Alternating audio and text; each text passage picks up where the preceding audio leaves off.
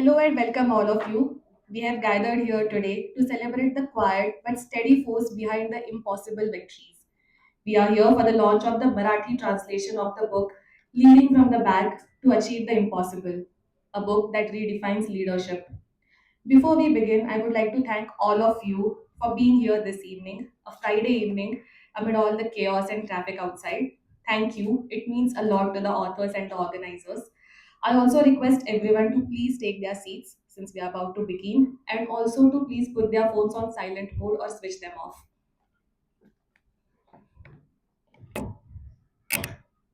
Today we launched the Marathi translation of this 2023 bestseller, A Concise Leadership Book. A quick glance at the reviews of the eminent people, the greats who have bestowed their praises upon this book, will convince you of its utility and the support it would offer to the rising professionals in the field of management. This book has been co authored by Mr. Ravi Kant, former CEO and Vice Chairman of Tata Motors, who has graced us with his presence today, along with Mr. Harry Paul and Mr. Ross Reck. This amazing work draws heavily from Mr. Khan's decades of corporate transformation experience, particularly turning around Tata Motors during very challenging times. But it's not just a preachy self help book. This book distills timeless wisdom into an engaging narrative. It advocates for humble, empowering leadership that propels team to extraordinary success by stepping back and letting others shine. And it does so by narrating a compelling story and journey of an ambitious young manager, Shiv Kundra. Well, that's all I'm going to divulge today. For the rest of the story, you're going to have the book, buy the book. This important piece of work is being brought to the Marathi readers by Mehta Publishing House. Mehta Publishing House is a name familiar to almost every Marathi reader. They have been a pioneer in the publication industry for nearly 5 decades now. They publish rustic stories by renowned authors not only from Marathi literature but also across the globe. Mehta Publishing House is known to bring some of the best non Marathi titles in all genres and subcategories and serve them to the avid Marathi readers who have stood by them persistently. This event today has been co-organized by the Rotary Club of Pune Kothurad.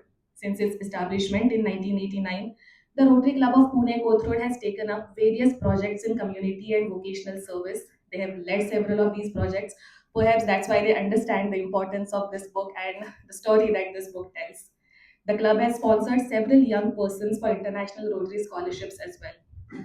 Before we move to the more awaited parts of this evening, I invite Mr. Akhil Mehta to please welcome our chief guest, veteran scientist Padma Vibhushan Dr. Raghunath Mashilkar, along with the esteemed author Mr. Ravi Kant, and also the Marathi translator of the book, Ms. Supriya Vakil.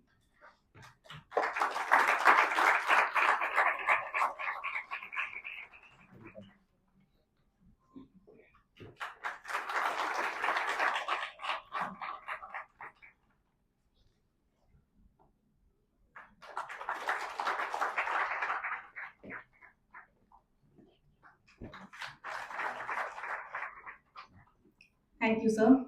I now request Ms. Gayatri Ladkar to please welcome Dr. Mashilkar and Mr. Ravi Kant on behalf of the Rotary Club of Pune Kothurad.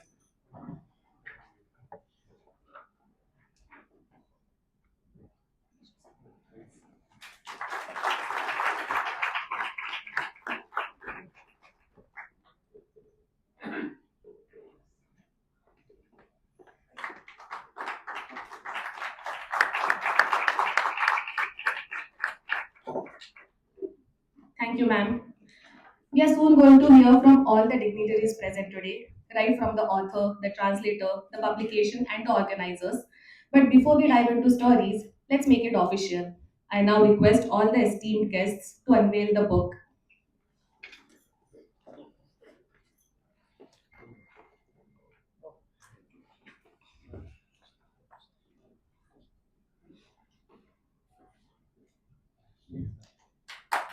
A loud applause, everyone. The moment we have all been waiting for. There it is, the Marathi edition of Leading from the Back to Achieve the Impossible, which is now titled Leading from the Back, Asadhya Te Sadhya Kara. It is now officially launched. Thank you, everyone. Now, I would like to invite Mr. Akhil Mehta of Mehta Publishing House to set the tone of the evening with his opening remarks. Mr. Mehta is the director of Mehta Publishing House. He has been instrumental in growing the network and reach of the publishing house amid more diverse and avid readers using new age technologies along with the age-old wisdom of his family. I request you to take the podium, sir. Uh,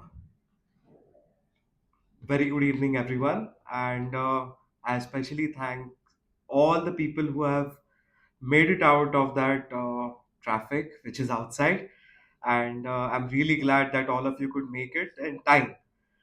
Uh, I'll first like to welcome Mashilkar sir, and I really like to extend my gratitude towards him that within no second, actually, he is a very busy person.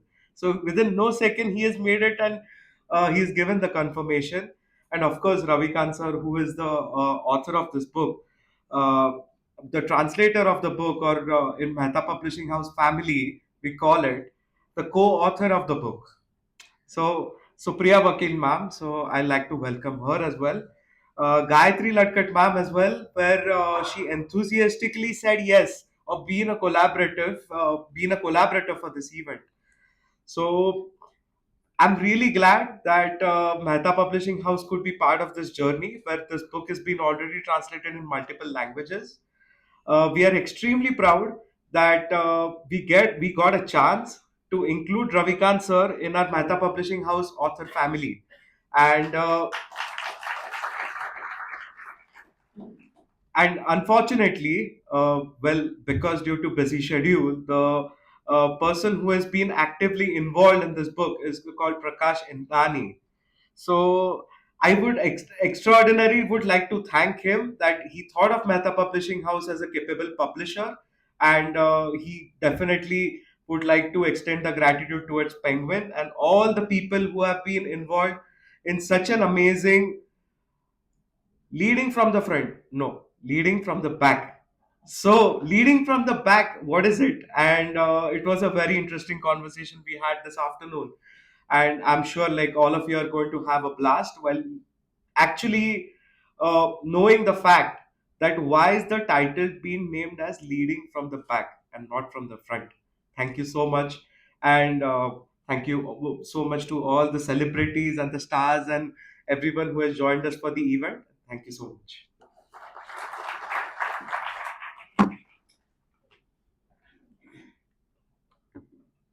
Thank you, sir. We have gathered here today for the launch of the translated work, and a conversation about it would be incomplete without hearing from the translator herself. Leading from the back, Asadhyate Sadhyakara has been translated by renowned author, poet, and translator Ms. Supriya Vakil. She started her career as a journalist and has worked in multiple media. Several acclaimed literary works translated from English to Marathi have been attributed to her name. And as Sir just said, she is a part of Mehta Publishing House family. She has also been felicitated and honored with several prestigious awards. I request her to share her insights with all of us.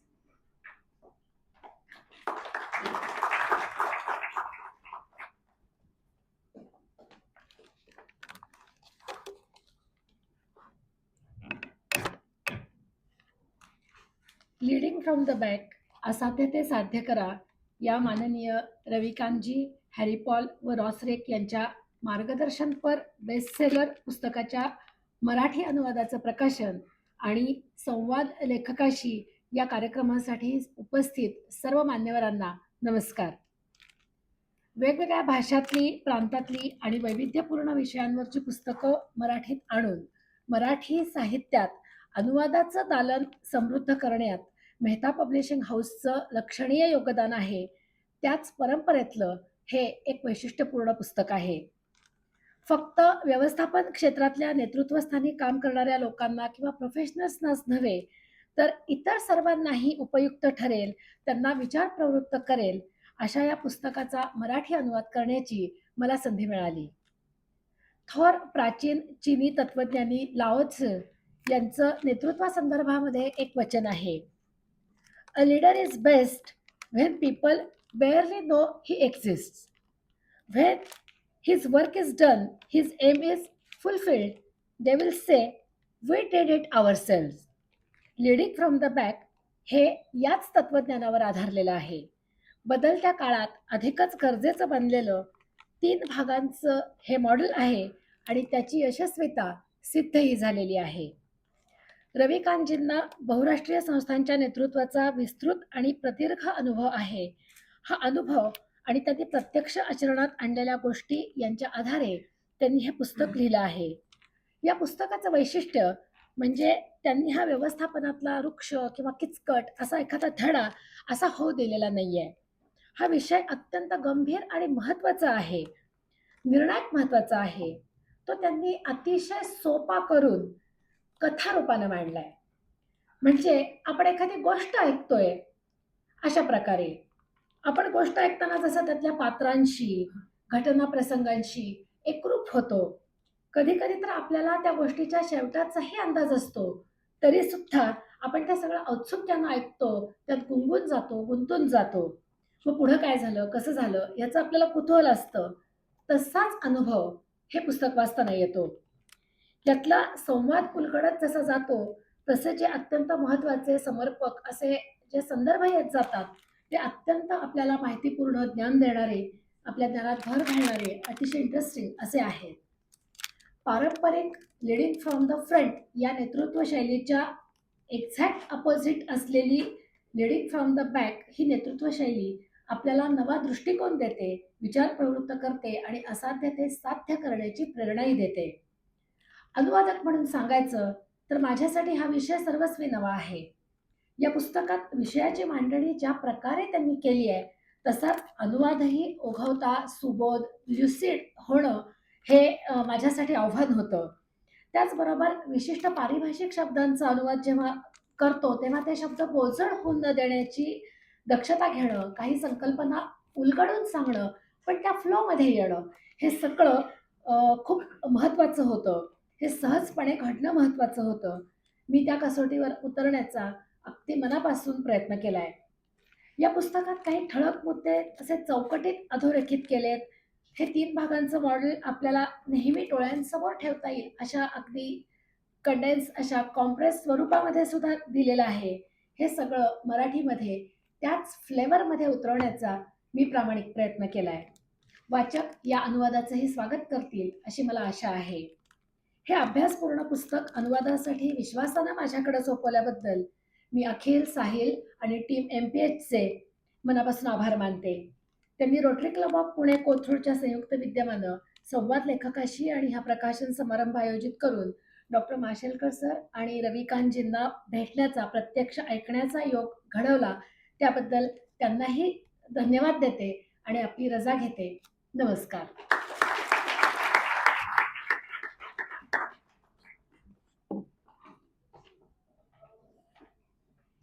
Thank you very much, ma'am. And now we move to the most awaited part of the evening. We are going to hear Mr. Ravi Kant in conversation with none other than Dr. Raghunath Mashekar. Dr. Padma Vibhushan Dr. Mashekar is a global icon of science, innovation, and inclusive leadership. He has led several eminent organizations in the country, including the Council of Scientific and Industrial Research, where his transformative leadership brought in breakthrough changes. He was also the first Indian to be elected Fellow of the Royal Society, that is FRS, in over 50 years. He has authored bestsellers like Leapfrogging to Pole Vaulting and has served on the board of directors for several companies. He will be conversing with Mr. Ravi Kant today. Uh, Speak before. Okay, sorry. I'm so sorry. There was a slight miscommunication. Yeah, yeah. Yes. Yeah. So, Rotarian Ms. Gayatri Ladkat will share her insights with us today. Rotary Club has been wonderful taking an initiative in organizing this event, and we thank them for it. And she is the president of RCP Pune Kothrood, and she is an educationist and motivational speaker. Please take the podium.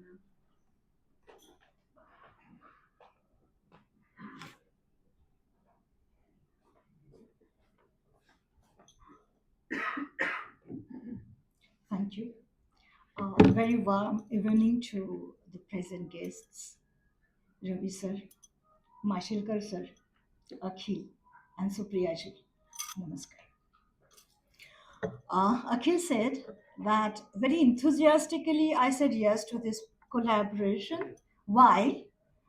Because in Rotary, we Rotarians exactly execute the same principle which Ravi sir has just written the book about, leading from the back.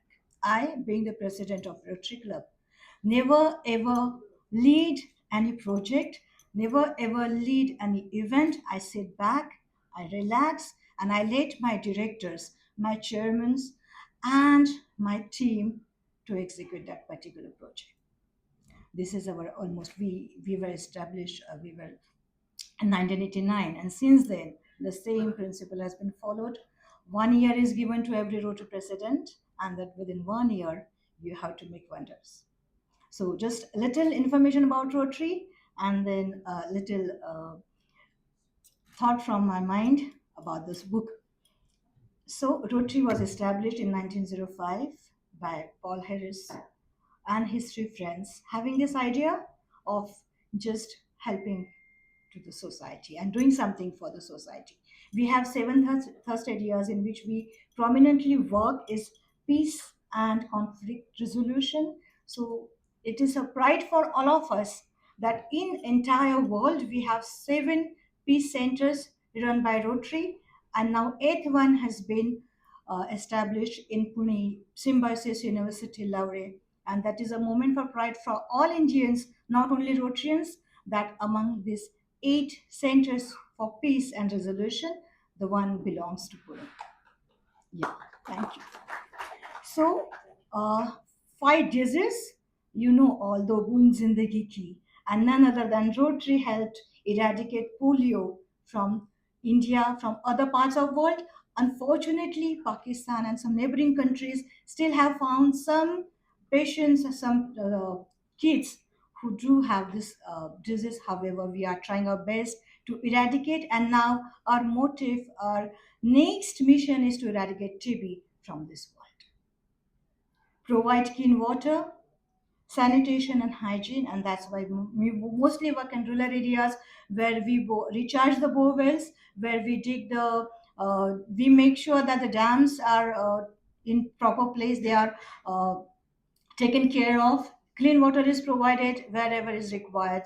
So in our own club had run a program at Bothavadi, and we had almost with 50 lakhs project. We had made sure that the that particular pocket and the neighboring pockets get clean water, and the ladies of that those areas do not have to carry those vessels on their heads and run from pillar to post to just get a few drops of drinking water.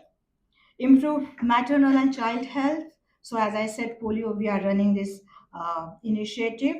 Grow local economy. Yes, we do work on that front also, and protect the environment, which is so near to our hearts, and we make sure. And when I was having a word with Mashalkar sir and Ravi Kant sir, I just got a call that we have to now.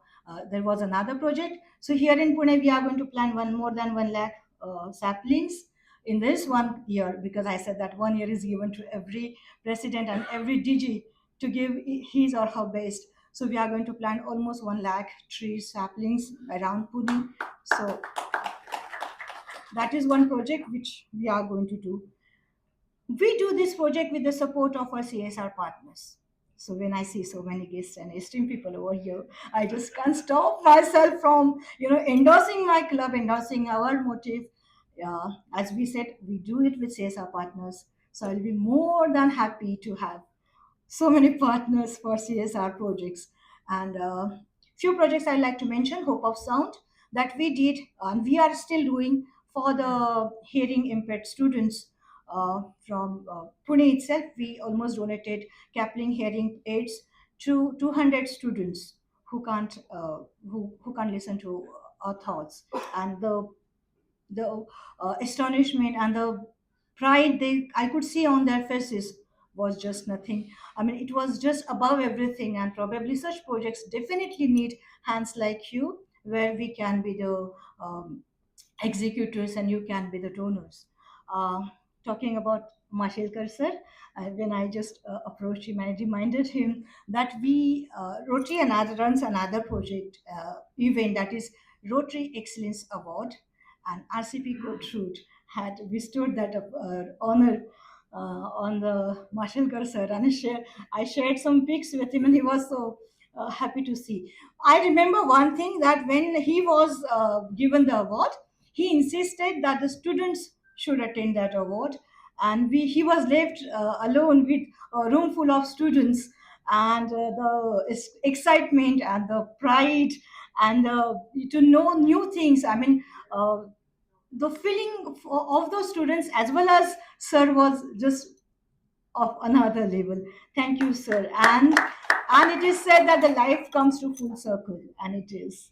Thank you, sir. I'm so honored, and I really thank all of you. Akhil, thank you for giving this opportunity. आपण प्रदर्शन आपण नंतर करणार आहोत, पण तरीही सगळ्यांचे खूप खूप आभार. परत एकदा सांगते, please join hands with rotary club of Pune Kothrud for noble cause. Thank you so much.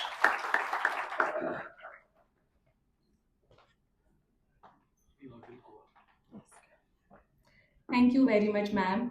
And now, as I said, we move towards the conversation between Dr. Mashelkar and Mr. Ravi Kant. And I already introduced him, but and he does not need an introduction, but always honored to introduce him as many times as possible. So, as I said, that he is a global icon of science, innovation, and inclusive leadership. Dr. Mashelkar has led several eminent organizations in the country, including the Council of Scientific and Industrial Research, where his transformative leadership brought in breakthrough changes. He was also the first Indian to be elected Fellow of the Royal Society in over 50 years. And he has authored bestsellers like Leapfrogging to Pole Vaulting and has served on the board of directors for several companies, guiding them. He has mentored a lot of professionals. He will be conversing with Mr. Ravi Kant today on behalf of all of us curious readers. Former Vice Chairman and Managing Director of Tata Motors, Mr. Ravi Kant is the architect behind the company's greatest turnaround. He played a monumental role in transforming Tata Motors, leading it through tough times towards success. He has been instrumental in launching the iconic Tata Nano, acquiring Jaguar Land Rover, and driving profitability through trust-based leadership. I request both of them to kindly take over and please begin the conversation that everyone is very eager to hear. Thank you. Well, I would like to thank first Akhil for consenting to publish the book and Sophia to translate the book into Marathi. Thank you very much indeed. And as he said, Dr. Mashelkar didn't even take 1 second to my requests. And he said, when I phoned him up, he said, but I have to launch another book. And that's by ex-police commissioner and ex-director general of police. So then he paused for a second. He said, that is at 3 o'clock. So I'll finish by 4:30 and then I'll come to your event. So I'm so grateful to you, Dr. Mashelkar, for gracing this occasion. We have been, in your introduction, you missed out one thing, that we both of our were colleagues on Tata Motors board for a long, long time. So we know each other extremely well, and I'm so honored that I'll be having conversation with Dr. Mashelkar on this, I would say, very important subject for the 21st century. And we'll, as it will develop, evolve as we talk. So, sir, I give the mic to you. Thank you. Thank you. Hello.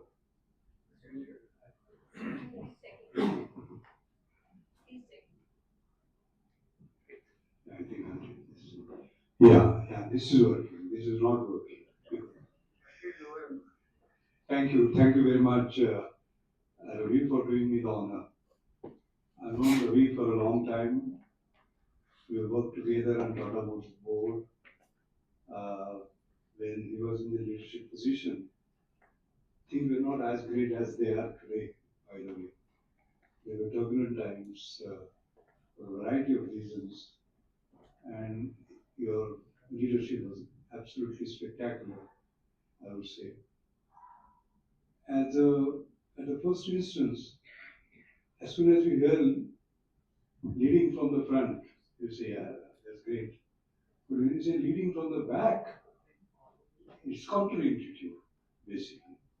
But when you read this book, you'll understand what reading from the book back is all about.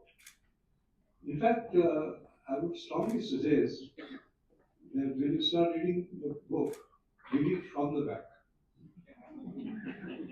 The reason is, and sorry, Supriya, I must congratulate you for a fantastic translation because I read the original English version. I have given my comments also on that.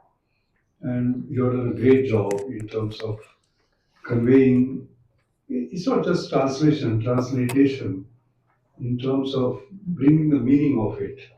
Otherwise, translation is very easy nowadays. You just upload on Google and you get the translation. That is not that.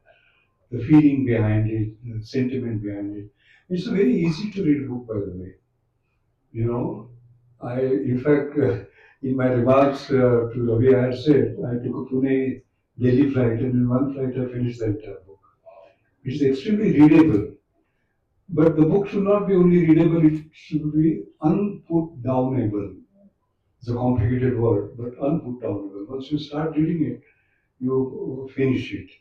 So when you go out, not only buy it, but read it at one stage. That would be my recommendation. And I'm saying you read from the back because if you just look at the last two pages, it summarizes the how of it in brilliant way, as a matter of fact. There are points on how to read from the back, as a matter of fact, and that is enriched by not only his own experience, but he has drawn from the best in the world and given sort of examples. This is a very well researched book, I would say.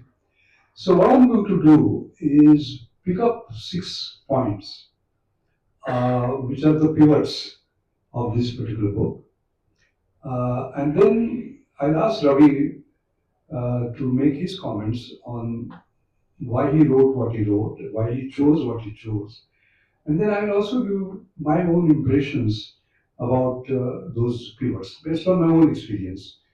Because I'm a scientist, my own experience is in doing science and leading science. And his is in making things happen, as a matter of fact. You know, so therefore we come from different backgrounds. So he will give his own experience. I will give my own experience, and I think that is how the 45 minutes that have been given to us will proceed. And of course, we like to have your engagement at the end.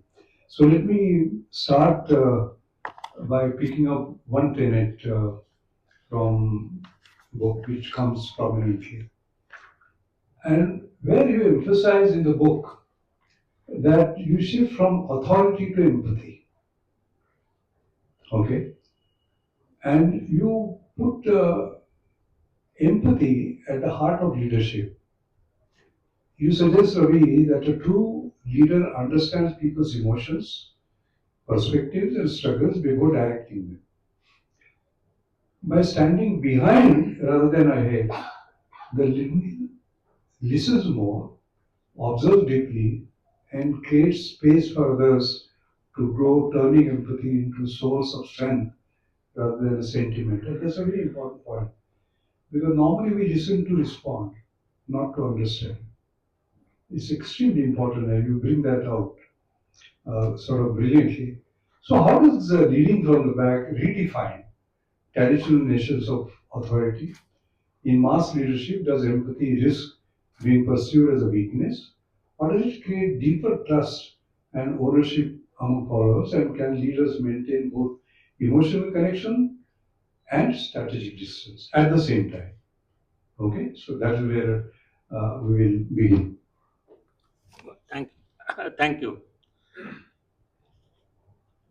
So let me start by giving example. You said authority to empathy.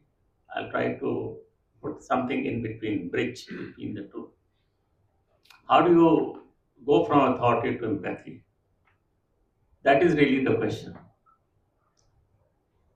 And you do that by developing trust. So trust is the bridge between authority to empathy.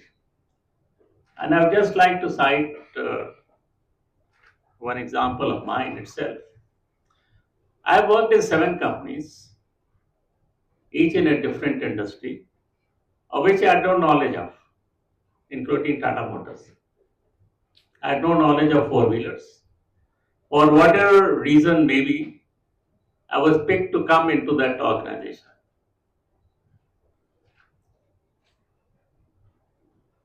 So what do I do? Everybody in the organization is far more knowledgeable than me. Everybody is far more technically competent than me. But I've been put in the organization, something I need to do. So what do you do? That's where it begins to start.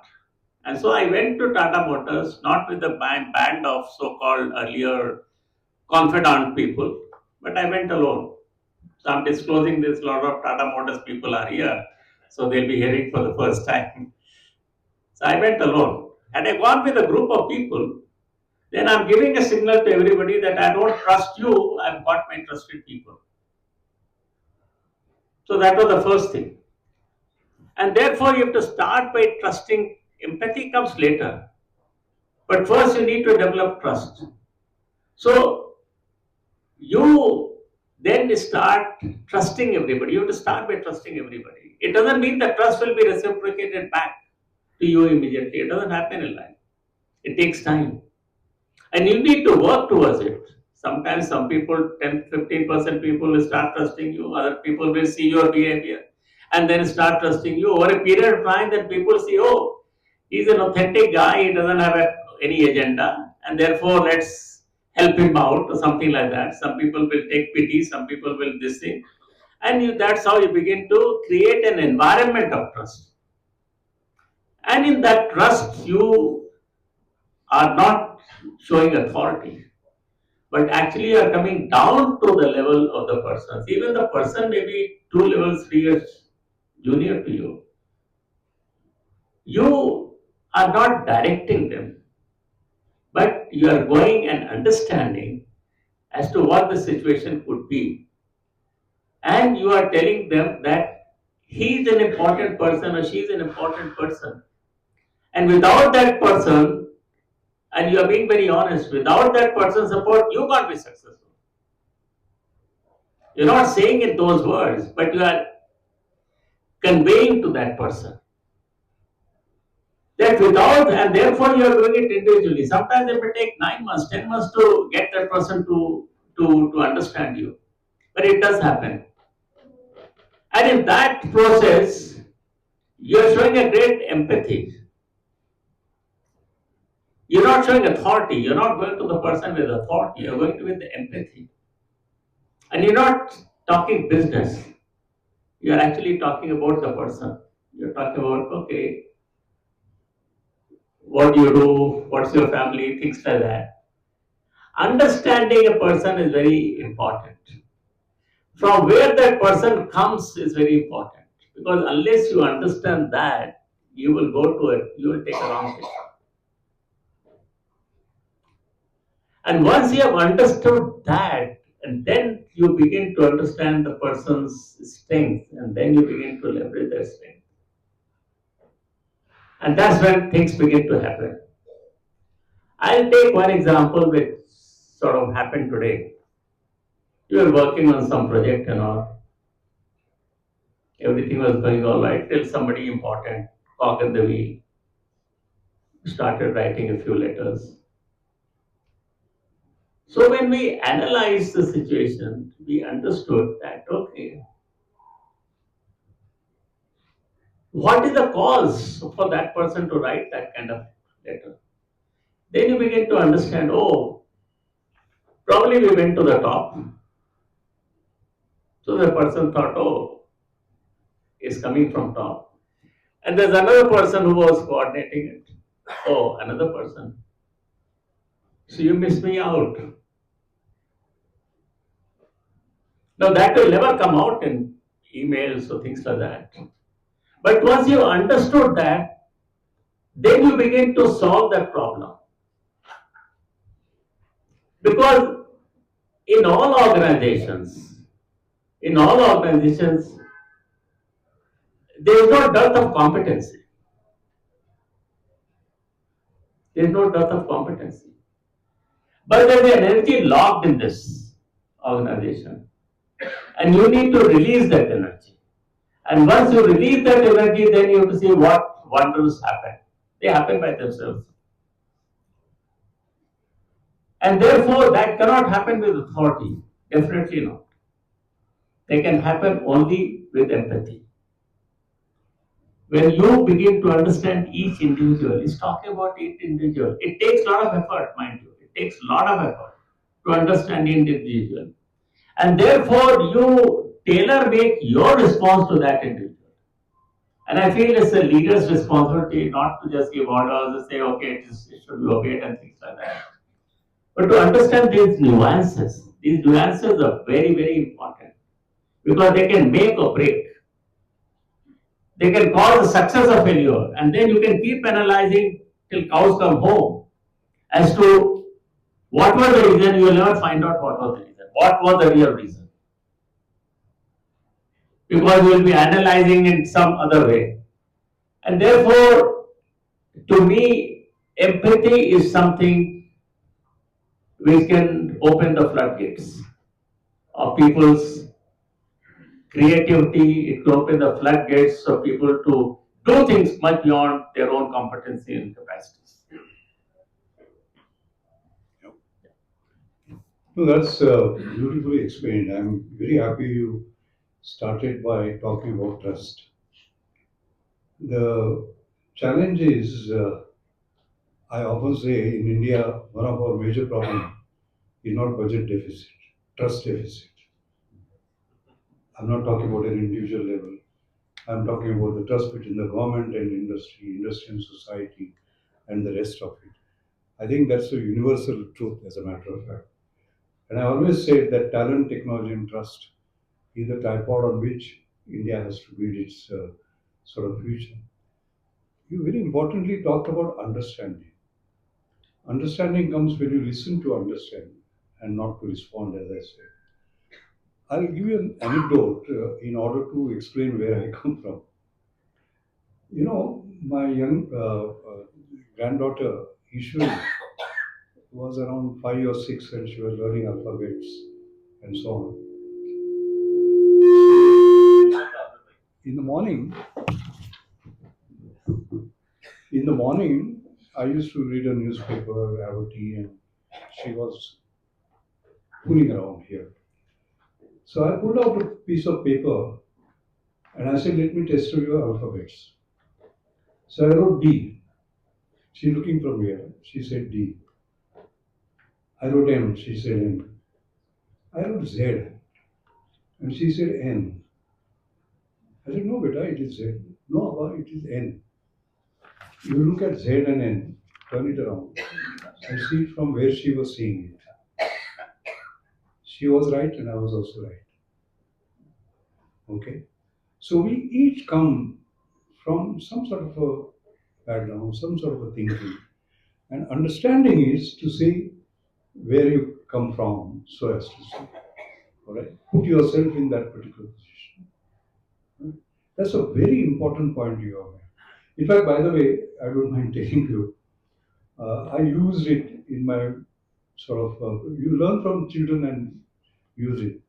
So what happened was that Microsoft and another company, Indian company, I will not name it, they got into a dispute. And it went so bad that the CEO of that company was jailed. He was in Arthur Road for uh, sort of 3 days and so on and so forth. Then they said there should be a mediation. And they picked up 3 people, Narayan Murthy, Anuvaga, and myself. And finally, somehow or the other, it landed in my lap.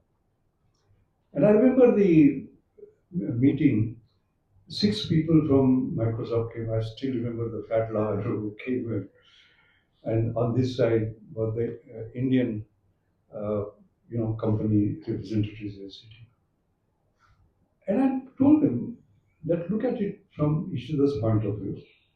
Look at Microsoft. It's a multinational, certain discipline, certain culture, certain sort of thing that they will do and will not do and so on. And vice versa, I said, look at this company. Can you start looking at each other from why you did, what you did, and so on and so forth. And I told them the Z and N story. And I left. Pradap 9 to 9:30 was this bit of a initial this thing. Then I left. Around 11:30 to 12, I got a call saying that we have sorted the matters out. Because each time they were feeling, they said, what did Dr. Vasilka say? ZNN. Let us look at it further. So the point that you have made, understanding the other person, is extraordinarily sort of important. Empathy, I think, provides the leader with context, and context creates better decision making. Empathy doesn't weaken leadership, it humanizes it. And I was just, because we are going to prepare for this, I was just looking at some of the leaders I will look at who have used empathy, like Jacinda Ardern, for example, New Zealand, her empathetic response during the Christchurch attack and COVID made her one of the most trusted leaders, basically. And trust translated into national cohesion at that time. Or you look at Satya Nadella talking about business, Microsoft. He shifted Microsoft culture by putting empathy at the center. And the cultural turnaround, can you believe it, added almost 2 trillion more dollars in market value. Similarly, Nelson Mandela, for example, he led from behind the scenes by listening deeply, and he placed reconciliation above retribution. So what you say is absolutely right. I strongly support what you have said. These are some examples from my own understanding. Let me move on to something else that you emphasize in your book, and that is building collective intelligence. In fact, you say that empowering others to lead, how can this idea be practically embedded in organizations, social movements, or even in government setup?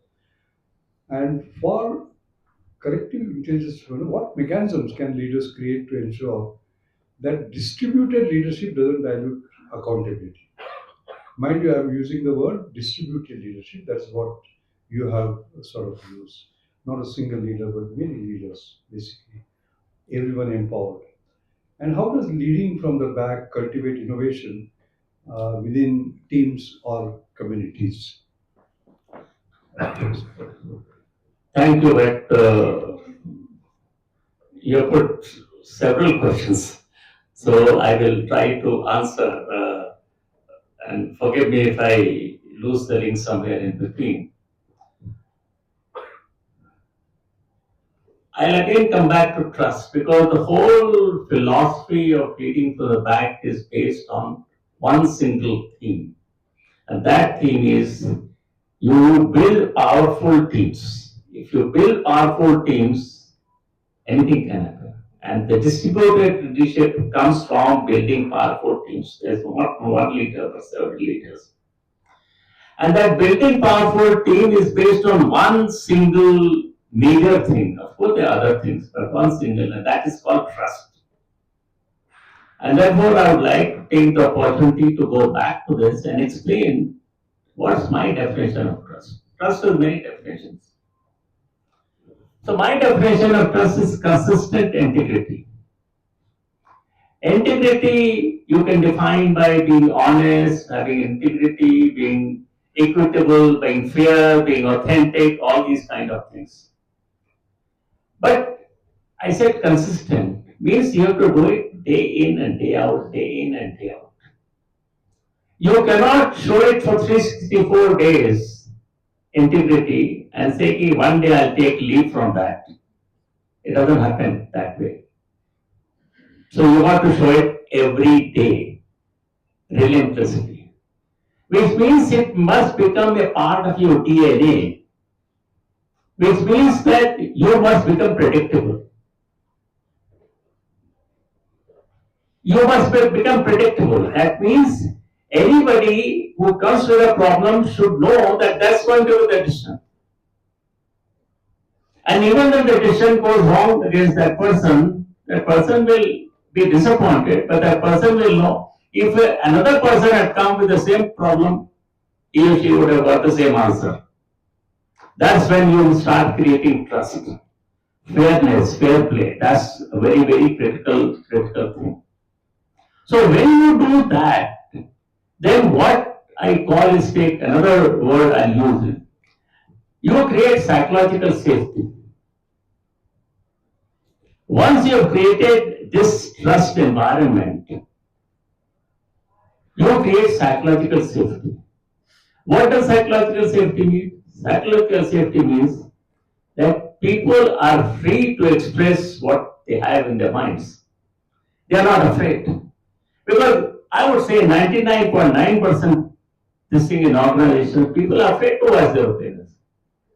अरे boss क्या बोलेगा वो सोचने का वो बताने का. But here you are giving them in a way a freedom to say what they want, because only when you have that, then people will come with ideas.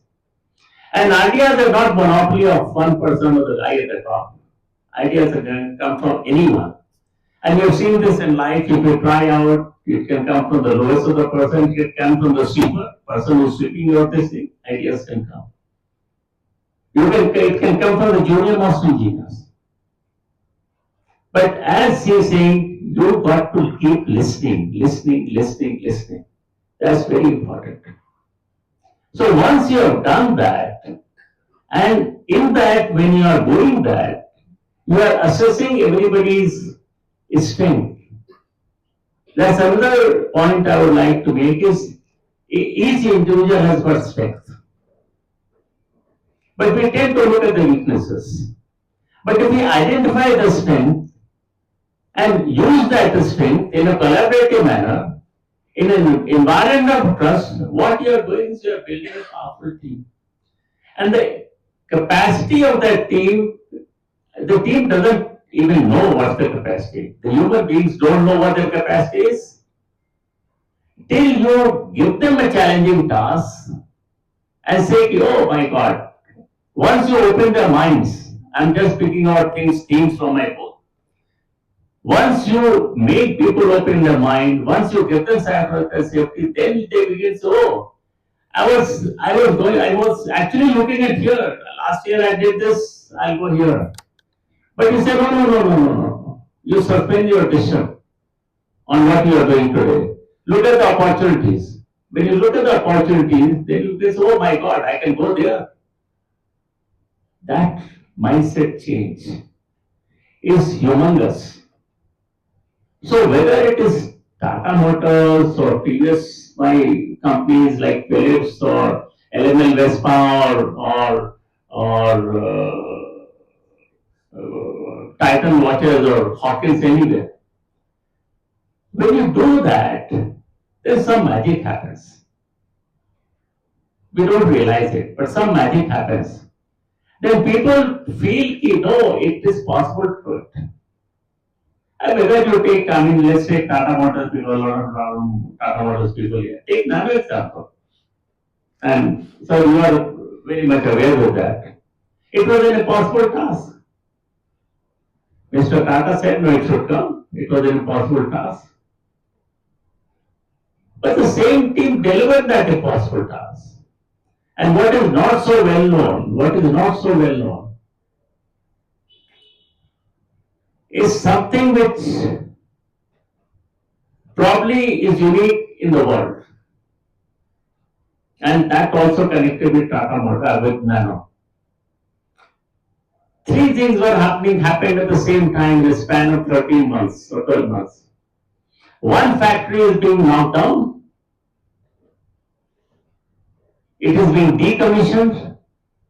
Machines are being dismantled nut by nut, bolt by bolt, being packed into containers, 13 containers taken 2,000 kilometers away. While it is being done, another factory is being built up. And third thing is, because Mr. Tata has promised that the car will be available in a third factory in Uttarakhand. It was a commercial factory, ace factory. And commercial factory is different from a car factory. They carved out a portion and they started producing 200 per day nano cars from there. It's not been talked about, please understand that. But this remarkable feat by Tata Motors engineers and other people in Tata Motors is something which has to be written in the with golden letters in the annals of industrial history. Nowhere it's been done. Nowhere it's been done in the world, in any industry at any point in time, that these three things are happening at the same time. And can you imagine the psyche of the people who built the factory there in West Bengal? They had given the blood test. This thing fed to the thing to build the factory. And suddenly to have an information, we are going to close the factory. Can you imagine the the mindset that they would be? Oh my God, I worked so hard for it. And now the damn thing is being closed. But in spite of that, they did what I'm telling you. It's an amazing story. It's an amazing story.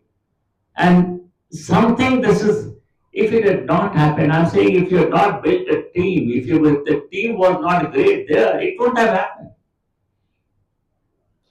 And nobody had to tell them. Nobody, the beauty of that is, as I said, I mean, you can call it whatever, by whatever name. The beauty of that is that nobody had to tell what is to be done. It all just happened. So that is the remarkable thing I'm talking about. Whether you call it by ratings on the back or whatever other name, that's immaterial. But the central point is you are able to create powerful teams, and those powerful teams can go on to do magic. They're self-propelled. They're self-propelled. That's what happens when you're able to do it. So I can cite many examples in my life. And I'm seeing many examples now that I'm interacting with a lot of other companies. I'm seeing similar examples. So this is not something which was unique to me. Yes, it was my lived-in experience. Whether even again one Pune connection, I'll say when I was in Vespa in a competitor of the god of two-wheelers, LML Vespa, 9% market share against a formidable opponent like Bajaj. It gained 23% extra market share, 32% market share in next 3 years. By doing what? So all I'm trying to say is that it is a very powerful weapon which is based on trust. And of course, trust has come, empathy is a very integral part of it. And therefore, we can see that if we are able to do that, each one of us can create one trust. That's what I'm generalizing it, and I'm saying that it can be done. Thank you, sir. I think I should. I think your last sentence, each one of us, is a very important one because one has to believe that everyone is someone. One has to believe that minds on the margin are not necessarily marginal minds. The best idea can come from an ordinary factory worker, by the way. And how do you pull that in order to build teams and trust? Psychological safety automatically comes. In fact, I don't know how many of you have seen Google's Aristotle project. There, you will see how leading from the back transfers power into psychological safety, which is number one now, has been recognized as number one in terms of team performance, by the way. So you are spot on there. See, as far as my experience as a scientist goes, there are a number of examples I can cite, but for want of time, I will not do that. Only one that I will cite, because very rarely does India do something for the first time in the world. We generally we say, well, first time in Shukrarpet, first time in Pune, first time in Maharashtra. So we did something that was first time in the world when I was the DG of CSI, and that was open source drug discovery. Because normally drug discovery is done by multinationals hiring expensive sort of scientists and closeting them and keeping them under complete secrecy, intellectual property being the main weapon. We said, and I must thank Samir Brahmachari, It was his brainchild, as a matter of fact, while I was leading CSI. We said open source drug discovery. You know, Pratap Rao, 136 nations participated and more than 7,000 came together.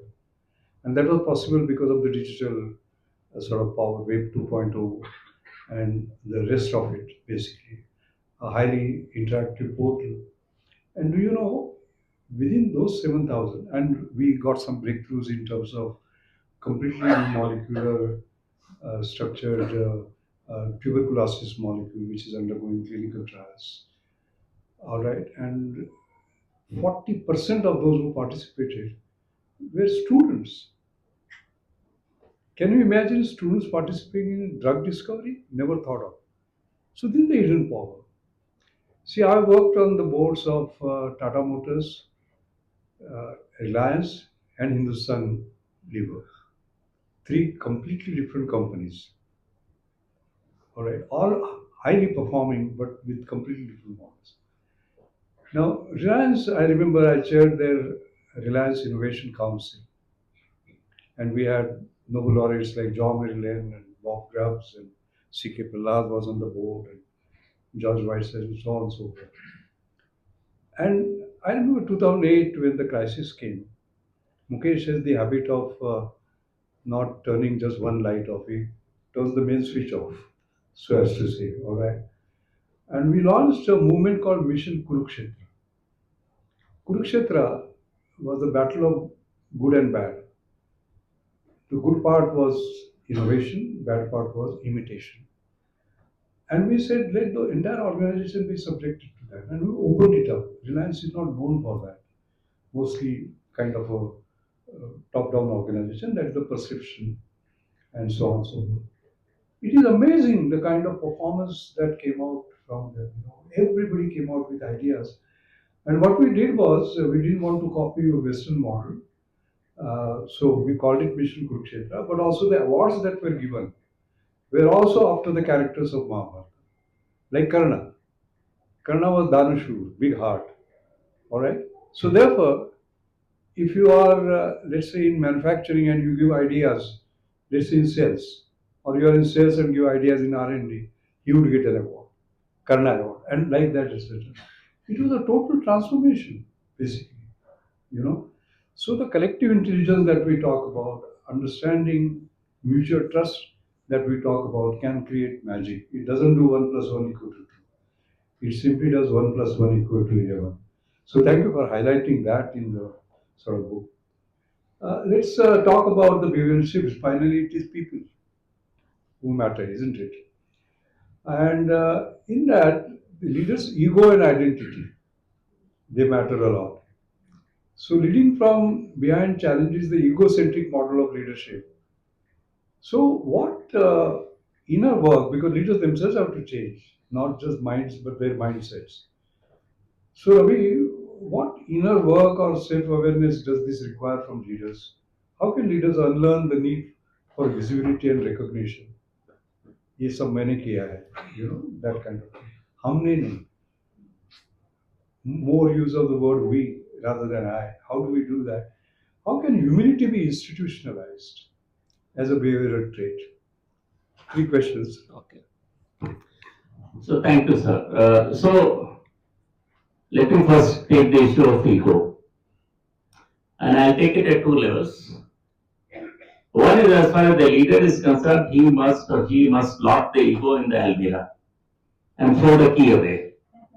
That's the only way. But it's not just the leader's ego, please understand that. Even if you do that, the organization will get stuck because each individual has an ego.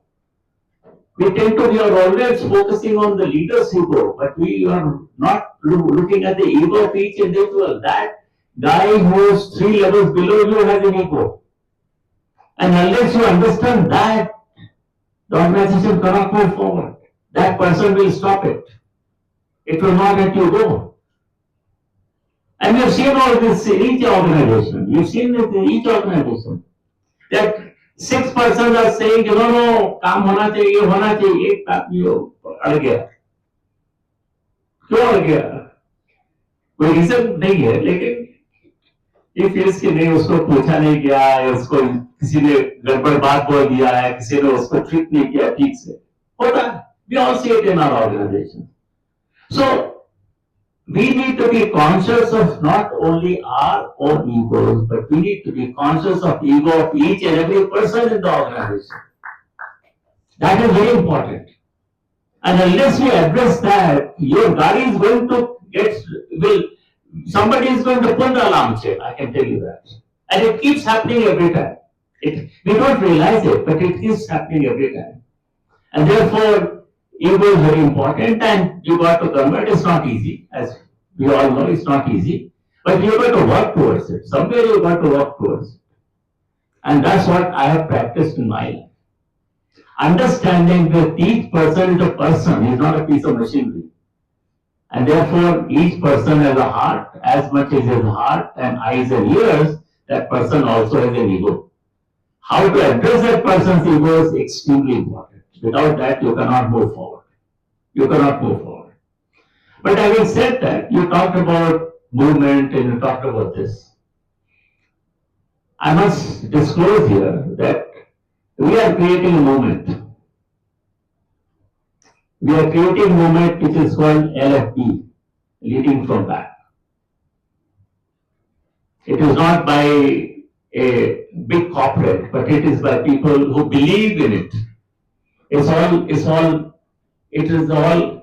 optional. It is all kind of, if you think that way, it's not a daytime job. But people who believe in it say, I want to help steer this to next level. And I can tell you, many brilliant people have just come in together and say, no, we want to participate, we want to participate, we want to participate. We have now come to a situation, we have got some half a dozen organizations in which we are trying to embed it.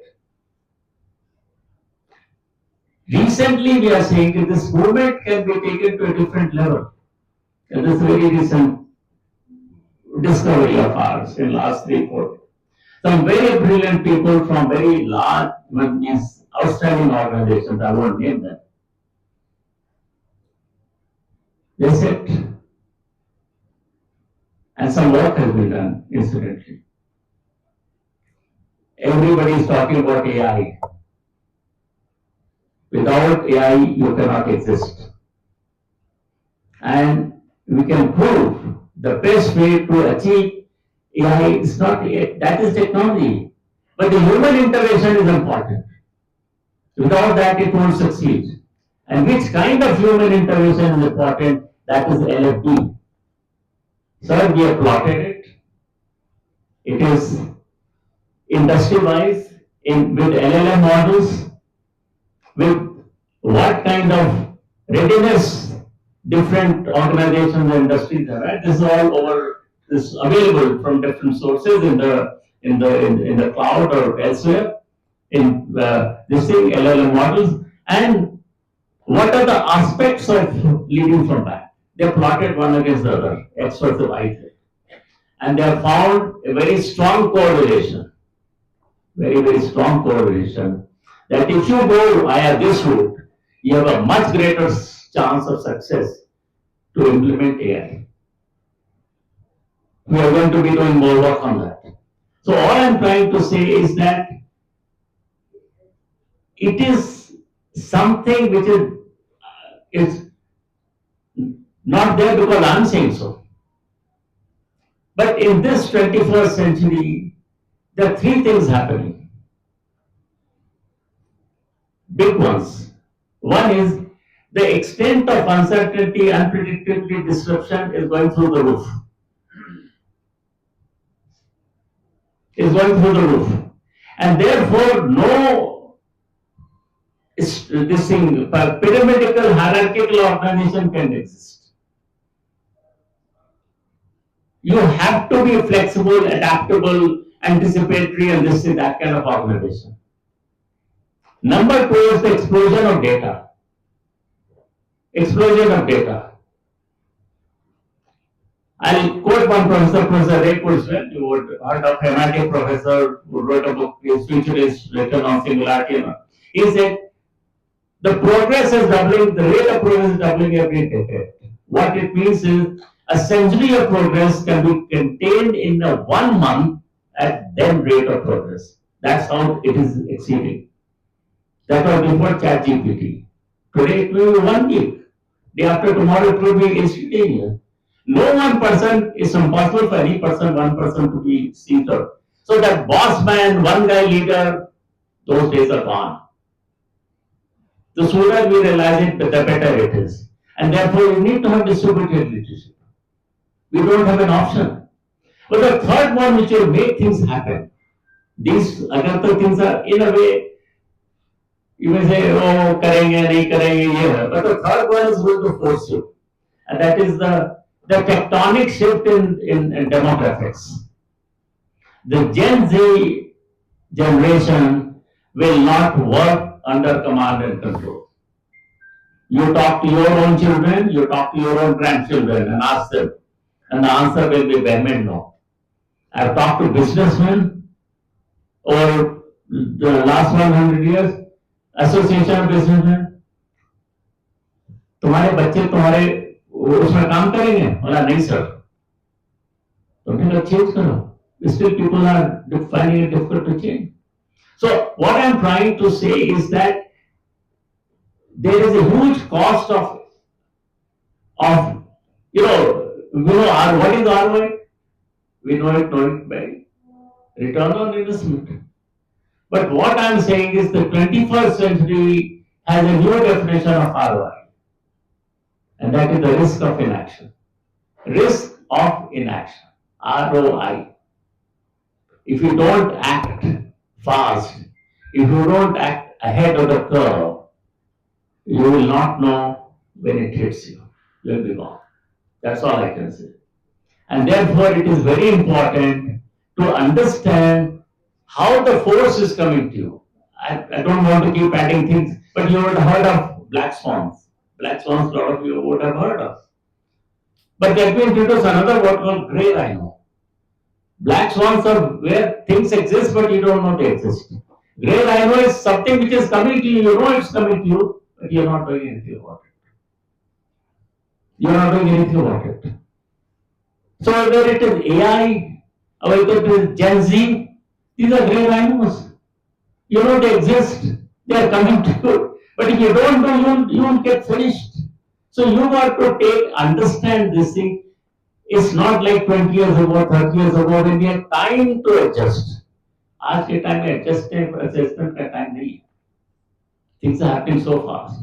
And therefore my sincere advice would be for everybody or anybody else outside the hall to understand that we are in a crisis situation, things are happening too fast. And therefore, unless we come alive to that situation, it will be difficult for us to even survive or the companies to survive. So don't take it as my gospel truth, don't take it as the book, forget about all that.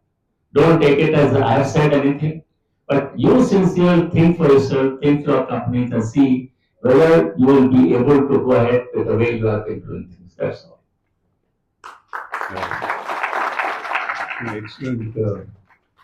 Excellent thoughts. Actually, when it comes to leaders' ego and identity, that is where we began. Those attributes that you talked about directly as well as indirectly are very important. That is the courage to share credit, the maturity to take blame, and the wisdom to let others shine. These three are extremely important. And Ravi, you have done a wonderful job by talking about Dr. Kalam there. And that example is a shining one. You know, when SLV failed, basically he had to give a press conference. And Satish Dhawan, who was his boss, said, no, you will not give the press conference, I will give it. Next one, when the satellite launch succeeded, he says, I will not give the press conference. Dr. Kalam, you will give it. It's a great quality. It's a great quality, and I'm very happy you have included it in your I think the basic idea is for the leader to be present but not dominant. And that's not easy to do. That attribute is not easy. And how do you do ego reduction without authority reduction? That how do you keep that sort of a balance? Very important. There is a lot that one can say, but we'll have to move on to the next question. We have been given 45 minutes. How many minutes have we consumed? Because I lost track. I have been just listening to you. It's not important. It's not important. What Or, you are learning is far more important. all right. Thank you. Because I normally like to 10 minutes. 10 minutes. I come to the bigger question of social impact and collective transformation. When applied to society, how does this philosophy help bridge divide between social, economic, or cultural? Uh, does the leader's role evolve from being a driver of change to an enabler of ecosystems? And how can this approach be scaled for public leadership? We are talking about corporate leadership, but public leadership where visibility and charisma are often essential. Okay. So let me first deal with the non-corporate thing. So we are doing this with the non-corporate.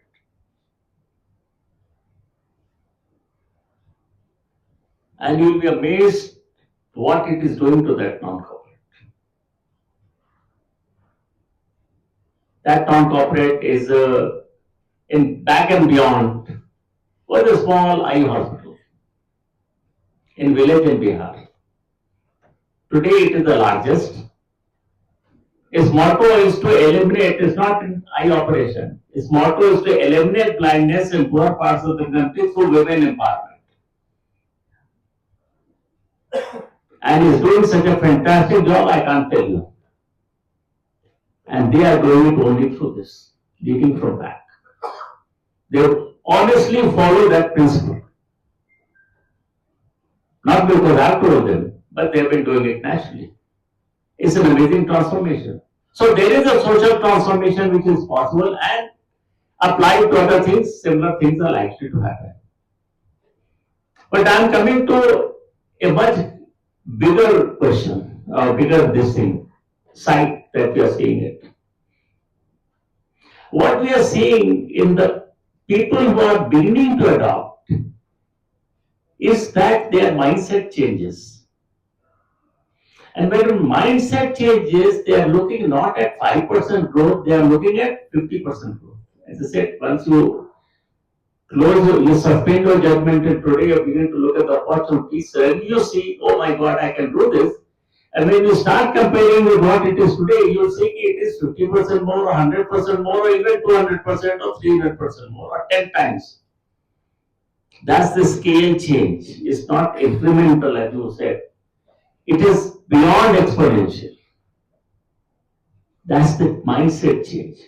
The very same people, nobody is telling them कि भैया वो करने का है. वो खुद discover करते हैं कि भैया पॉसिबल है, हम कर सकते हैं. So what it is doing, it is making people become self-aware of what they can do. You are not doing for them; they are discovering themselves. They can do for themselves. So we took this thought to a logical extension. He said, "Look, fine. If one guy did it in his life like this, it's not repeatable." But you're saying that other people are also getting benefits. So how can we repeat it? So if we were to take 3,000 companies in 3 years in the country and make them think from 5% to 50%, can you imagine what will happen to the country? We are now thinking of that, what it will do to the country. From 5% to 50% growth, 3,000 companies in 3 years. Again, we are nobody. We are a group of volunteers. But that's where we are thinking. होगा नहीं होगा मालूम नहीं. होगा और नहीं होगा मालूम नहीं. But we also feel, as a group, we feel, and everybody is welcome to join the group incidentally. It's open. It's open-ended architecture. वो देख रहे हैं कि आप पहुंच सकते हैं. Therefore, we are talking to people, social media experts, we are talking to AI experts, we are talking to this, we are talking to this, that it can be made possible. And if we can make it possible, can you imagine what it will do to the country? It doesn't cost anything. You're not asking to invest billions of dollars. You're only asking to how can we get people's mindset changed, period. How can we make them discover themselves? There's no technology involved in this. How can we make people discover themselves, discover their own potential? It's a very powerful thing, we don't realize it. If you can make it happen, we are talking to a number of psychologists, number of other people. If you can make this happen, you have done a remarkable thing in for the country. So it's no more a book. Forget about the book, as I said. Forget about the philosophy. Forget about Ravi Kant. Forget about everything else. If we can put our heads and brains and hearts together and make that happen, I tell you, it will be a very different thing in India. And I believe that it is possible. And that's the belief with which we are all going forward and doing it. And as I said, any help, any volunteer are welcome to join us in the bank. That's all. So if we can change the country, and as I mentioned a little while ago, somebody was brilliant, fantastic on AI and all that. एक 10 दिन पहले बात हुई और 3 दिन पहले आके हमको दिखाता है चार्ट कि सर मैंने तो ये LLM मॉडल्स ये सब किया, ये देखिए कोरिलेशन ये है. हम मालूम है people will not accept LLM models, so we are now going to test it out. We are now going to test it out in real life in very soon. So what I am trying to say is that it is possible, it can be done, and if you want to implement AI, the best way to do it is through that, because AI is all about human interaction. Forget about the technology. Without that, it cannot happen. So I'm saying we are onto something very noble. We are onto something very big. It's not about any individual. It's not about any one thing. So ego वगैरह हटा दीजिए और आगे बढ़िए और देखिए कि देश का क्या कर सकते हैं. I think that is what the motto is today.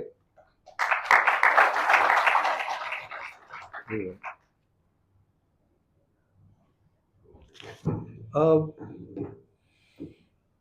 I think there is a lot that one can say on this social impact and collective transformation. The challenge is more than science, behavioral science determines the final fate. And behavioral science is not like turning a scooter, it is like turning an entire ship, takes generations. And that is where the point that you make about the mindset shifts become very important. And for leaders, as you said, converting leaders from driver of change to designer of ecosystems which enable, that is the most important part. We are live examples like Mahatma Gandhi. I mean, his constructive programs, he didn't lead village industries. He enabled systems that finally outlived him. Or look at Mohammad Yunus, for example. This Grameen Bank, he created a system for millions to lead themselves out of poverty. Basically, that is the crux of the matter, leading from back, creating the ecosystems, and uh, not just performing for people to co-creating with people. Co-creation becomes the most important sort of part of this. We'll have one more question and then we'll stop. In a sense, I'm acutely aware that we should not exceed the time that is given to us. Uh, exceedingly. Uh, the one that I was curious about was about navigating the paradox of control versus freedom. Because in leading large groups, how can a leader balance giving autonomy with maintaining cohesion and direction? What behavioral markers distinguish a leader who is empowering from one who is detached, some keeping some distance? And how does this approach impact follow psychology of trust, responsibility, and initiative? So, in short, how do you navigate the paradox of control versus freedom, and how can leaders grant autonomy while maintaining cohesion? So whatever I talked about earlier is all true. You give people freedom, you give them opportunity, you give them psychological safety. But that does not mean you are abdicating your responsibility and that you are relaxing. No, that's not the definition. You are still very involved because whatever is doing, you are having say monthly meeting. I'm just talking about at senior level. You are having monthly meetings. You are checking what is the progress. People have to be accountable for that. Freedom doesn't mean that you have given them this thing the opportunity to abdicate their responsibility. No, they have to perform. They promise something. They have to perform.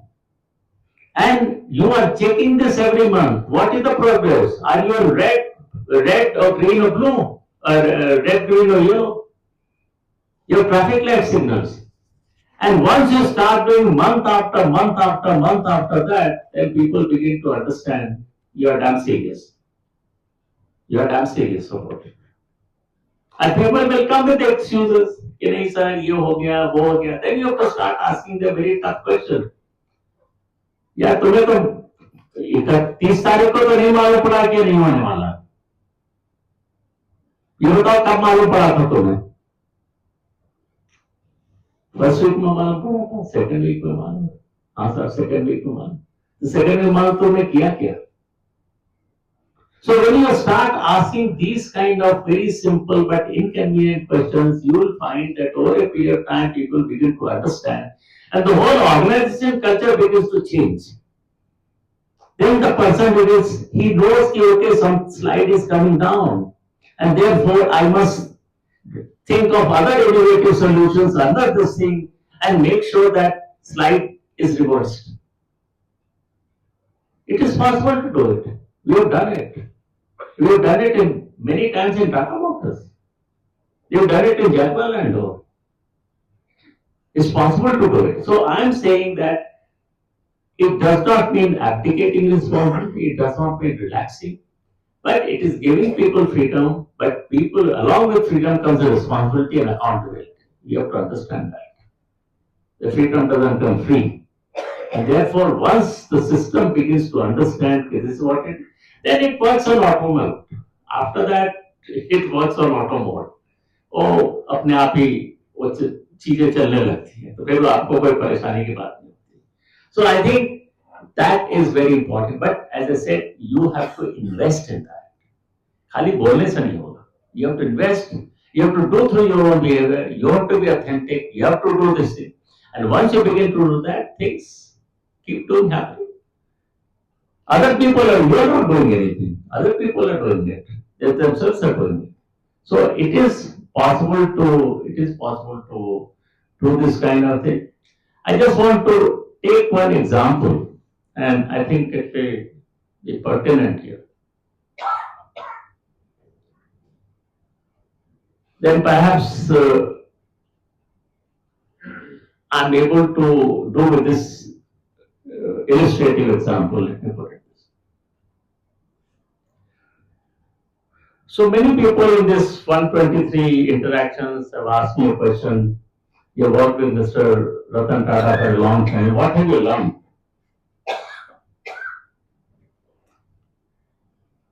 So my answer has been I've learned a lot of things, but I'll pick one. And what is that one? Your ability to think big and bold.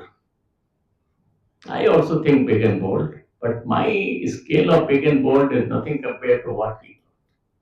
If I could say this, he would show me this.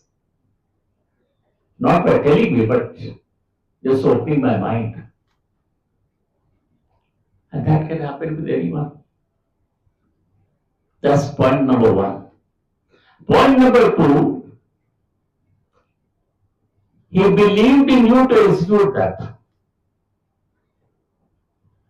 He believed in you to execute that. So you had the psychological, you had the thing to do it. He was not prescriptive. He was not prescriptive, but he would give you the opportunity to do it. Of course, if things go wrong and all, peace may, that's different.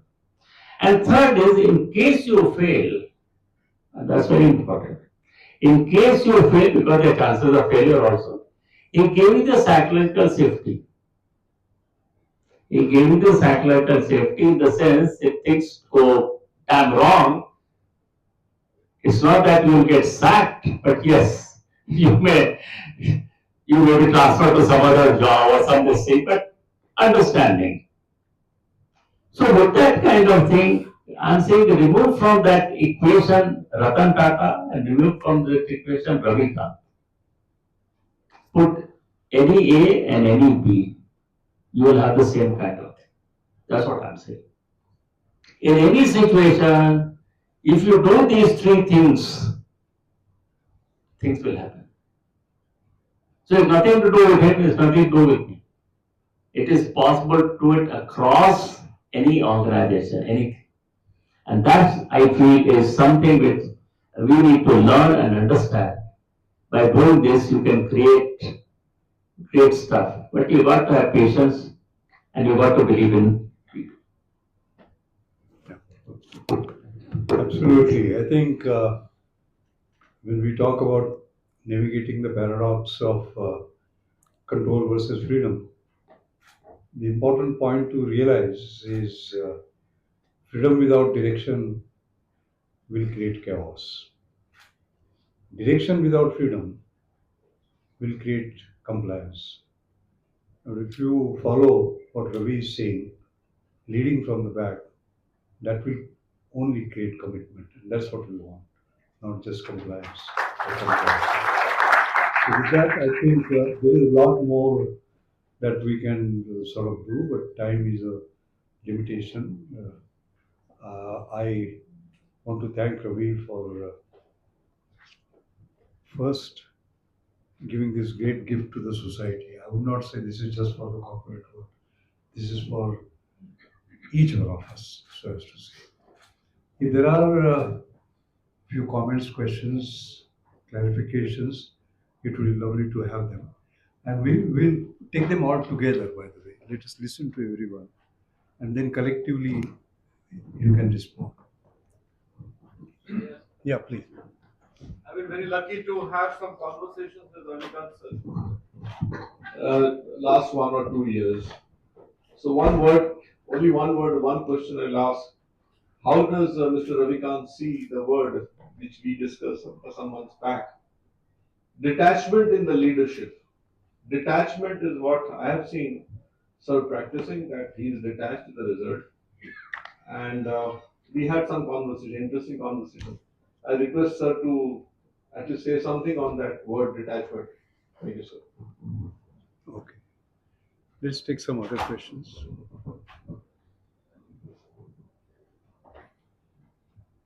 Any other question?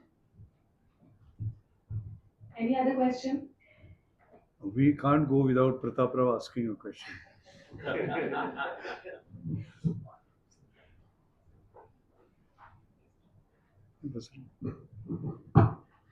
Sir, my experience of my life, and I worked very hard with Tata Group, very fair. But as for an organization considered small or big, you create a fire in the heart of people. This Shivaji Maharaj, Gandhiji, which you rightly said, you create a heart in people, people are going to die for it. And I have actually experienced myself. So, of course, your views have refined my thinking and probably future actions. But I'm tempted to tell that in Baramati, my hometown, with AI, with my partners of Oxford University, Bill Gates Foundation, and Parliamentary Trust and Microsoft.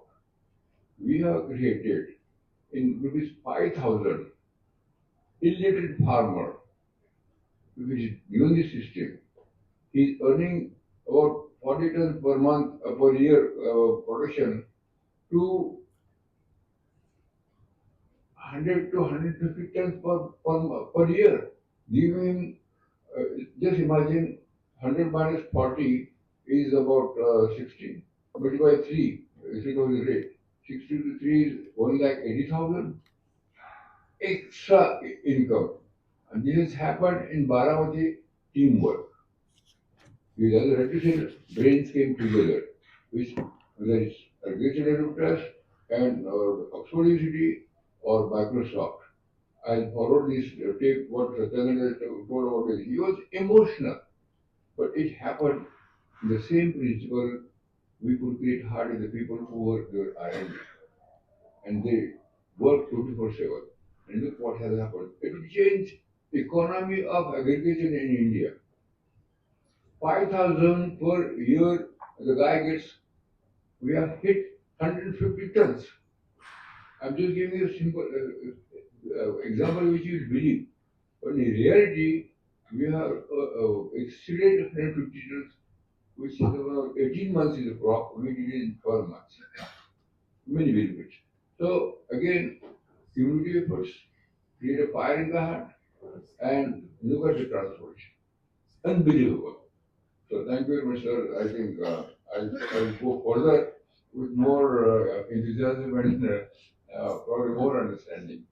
And I think many of us will be inspired by today's talk, both us and Kar and you, sir. Thank you. Good. I think we'll stop here now. Yeah, And okay. Detachment. Yeah, first, Mr. Pratap, thank you very much for giving the example. I think you're reinforcing that point is that if you believe in people, if you work collectively as a team, and what you're saying is in a way, once you've got that kind of junoon, so to say, फिर ये work life balance 24 घंटा और 30 घंटा ये debate ही बेकार है ये debate ही बेकार है फिर then you just go and do it and that's what we are saying that if you get possessed with that kind of mindset then you can do anything and you have shown that it is not 50% increase it's 5,000% increase so that's possible and that's possible anywhere in the country in anything you touch that's what I can say and therefore be brave think out of box and go ahead and do it that's all one can say coming to this question of detachment yeah this is very important because if you do it with the motive to get rich if you do it with the motive to kind of get to a next two promotions it won't happen so taking this example itself they did it not for themselves they did it for somebody else and therefore they detach themselves from this and when you detach yourself from the scene so to say then you have greater equanimity you're able to see things in a better perspective more balanced mind otherwise what happens when things happen good things happen you go with that and you come back so emotions start playing up so you need to de-link that with this and you'll find that you can arrive at much sounder, much better distance. And going further in that is that, and detachment is a very, I would say, very oriental, very India, very, that kind of thing. People are understand that little more than people in the Western world. They may not understand. But it's a very unique quality. Because if you do that, then it gets converted into many other things like selfless work, like this, like this, like this, like this. Even take Gandhiji. You mentioned Gandhiji. But Gandhiji had a mission, but he was detached. He was not going to become the president of India. He was not doing it because he should become the president of India, new India, or he'll become the prime minister. He was not doing it for that. He was not doing it because he could become a multi-billionaire beyond Birlas and Tatas. He was not doing it for that. He was doing it with that sense of detachment. And what he was doing at that level, we each can follow that principle in our own lives. In our own lives. Somebody mentioned, I forget who mentioned, uh, it can be done in family. Who was it this afternoon? You.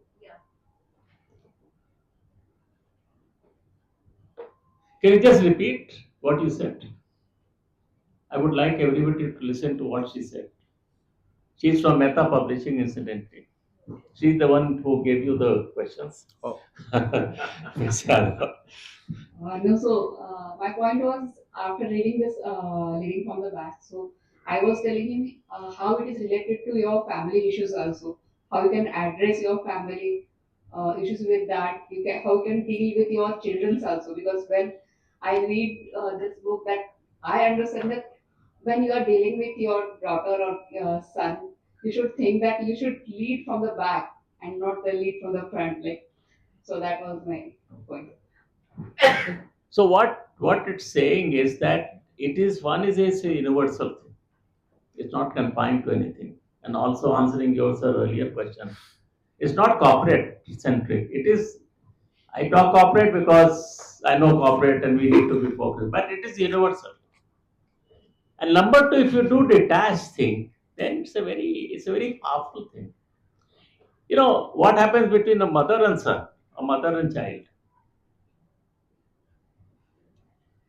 That is the detached love that the mother is giving, and through that the mother is giving psychological safety.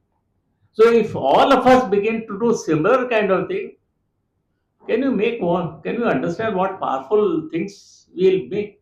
So what I'm trying to say is that all these things we are aware of, all these things that happen in our lives, but can we therefore begin to see and act, because the time are very difficult. We are living in very difficult times. And as Dr. Mashelka mentioned, trust deficit is increasing. And to it, my this thing is the most valuable commodity in the world today is trust. Most valuable. Because this trust is not to be found. And the rarer the thing is, the more valuable it is. But I think in that rarer situation, if we are able to create and expand trust, can you imagine what it will do? It's a very powerful thing. That's all I can say. So if each one of us can move towards that, we can do, we can live happy lives, we can have happy families, and we can have happy communities, and we can have a happy country. That's what I would like to end with. Thank you. Thank you very much. Thank you very much, both of you, for this insightful conversation and for emphasizing the importance of trust, collective intelligence, powerful teams, and distributed leadership, and how leading is indeed a quiet but firm and responsible force behind great accomplishments. I now request Rotary and Ms. Gayatri Lekar to please thank everyone on behalf of the organizers. Can I just, take 1 second more? I talked about this moment we are creating, and then it just occurred to me that this very place, Pune, has given birth to many movements in the past. And therefore, can it give word to this movement also that we are talking about? Is how we go forward and how to change the country through just changing people's mindsets. Thank you. Yeah. Since Ravi added a word, I have to also add. I think one of the important point that we should not forget is a quite revolution that is going on, and that is the Gen Z revolution. You saw what happened in Nepal. You saw leaderless mobilization. Who is the leader of that movement? Because it was so powerful and it was against corruption, nepotism, economic stagnation. Social media was banned, for example. They banned 26 social media platforms. And the escalation, you talk about exponential, that was a double exponential, you know. Thousands of young people mobilized via digital platforms. And the tools that they used, and the Prime Minister gone. Can you just imagine it happened in front of us? Leaderless mobilization, not leading from behind, not leading from front. You cannot identify who is the leader. Quietly, this is happening. There is a limit to tolerance of people. What happens elsewhere can happen here also. Basically, I think we should be aware of that. I'm sorry to end this conversation on a serious note, but it's a real challenge. I think we have to bear that in mind. Thank you.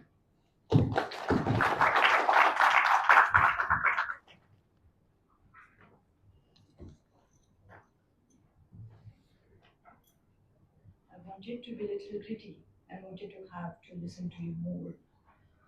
However, we can't.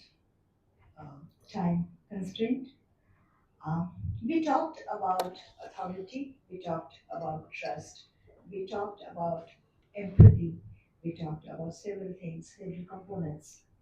And being, again, a Rotarian,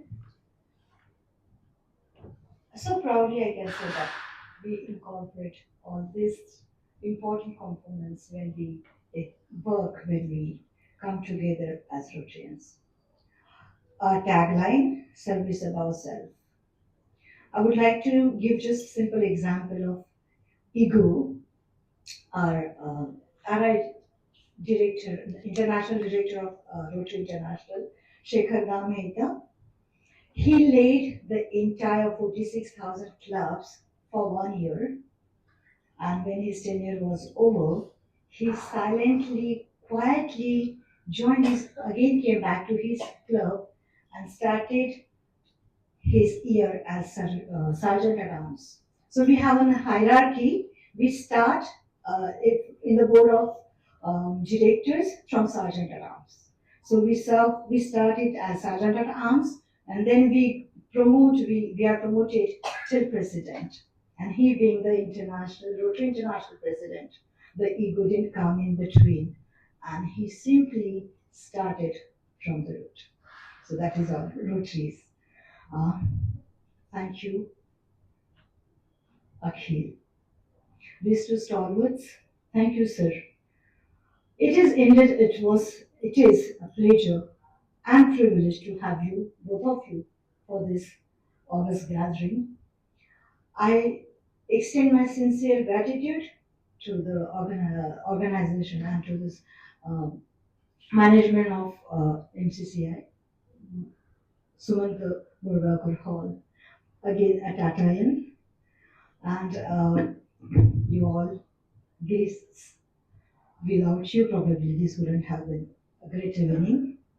अखिल आपण host आहोत त्यामुळे एकमेकांचे आभार तर नको म्हणायला पण मी तुझे नक्कीच मानेन कारण इतक्या सहज पटकन तुझ्या डोक्यात ही आयडिया आली की एक खूप छान हा इव्हेंट आहे आणि तुम्ही आम्हाला जॉईन व्हा आणि क्षणाचाही विलंब न लावता मी हो म्हटलं कारण परत तेच की मी जेव्हा टायटलच ऐकलं तेव्हा मला जाणवलं की हे किती छान रोटरी बरोबर जेल होतंय हे किती छान कॉर्पोरेट होतंय रोटरी बरोबर आणि म्हणून मी हो म्हटले थँक्यू योजना thank you all of you and thank you once again